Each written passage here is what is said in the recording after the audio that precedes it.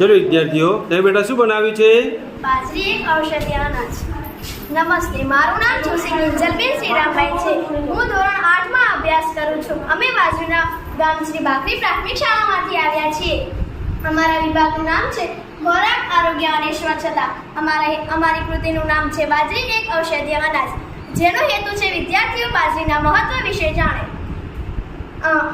2023-24ની બાજરીના આંતરરાષ્ટ્રીય વર્ષ તરીકે ઉજવવામાં આવે છે. ચોખા અને ઘઉંની તુલનામાં બાજરી વધારે ફાયદો ધરાવે છે. બાજરી એક પ્રકારનું અનાજ જ છે જેનો સદીઓથી ઉપયોગ થતો આવ્યો છે.